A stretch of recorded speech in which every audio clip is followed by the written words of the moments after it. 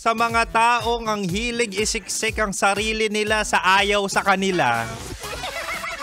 Diyos ko po, biyernes na biyernes para kang surot, sumisiksik.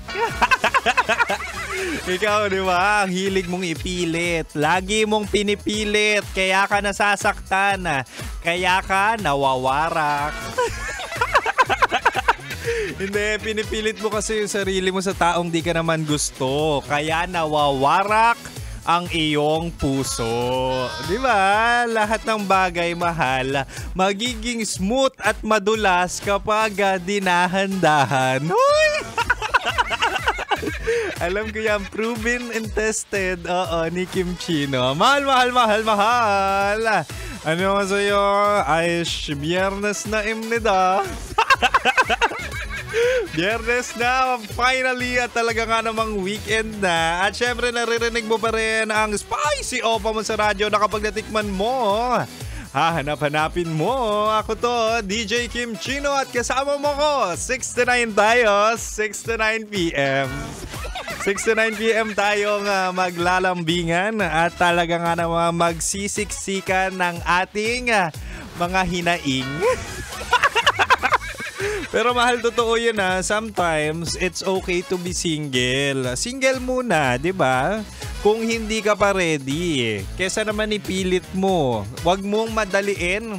Tsaka huwag ka rin ma-pressure sa paligid mo. Kasi ang ending niyan, kapag hindi ka ready, talaga nga naman ikaw ay masasaktan lang. Di ba?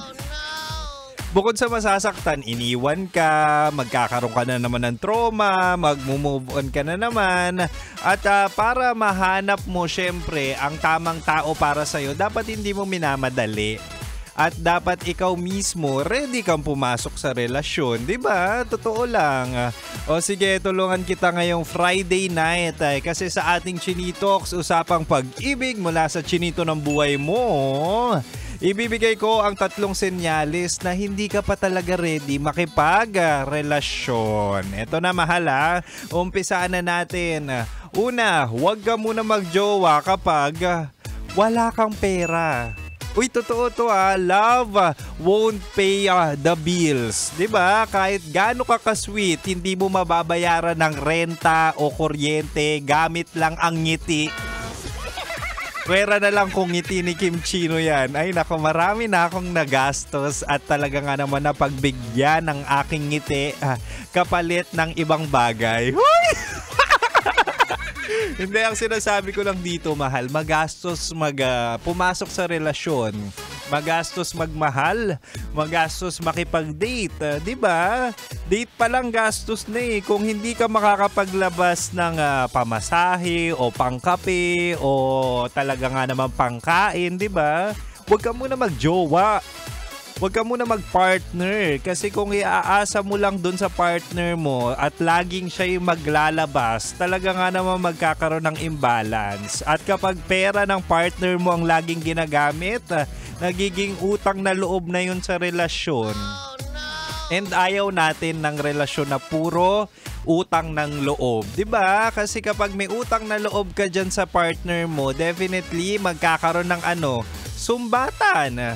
So kapag ikaw lagi yung nagpapalibre, siya lagi yung gumagastos, hindi maiiwasang manumbat yan. Not unless mayaman siya at talaga nga naman yung jowa mo ay contractor. Magjowa ka na contractor para hindi nyo problema ang pera. Pero kapag DJ ang ginawa mo, ay nako, alanganin. Kaya ready si Kim Chino sa 50-50 kapag gastusan sa relasyon. Oo, hindi ako ganun kayaman, mahal.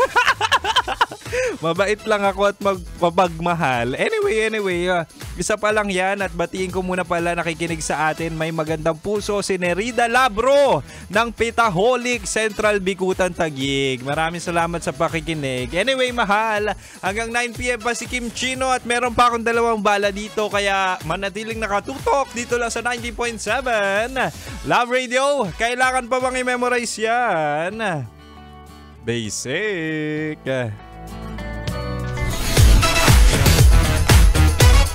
Metro's number one. Metro's number one. Love Radio.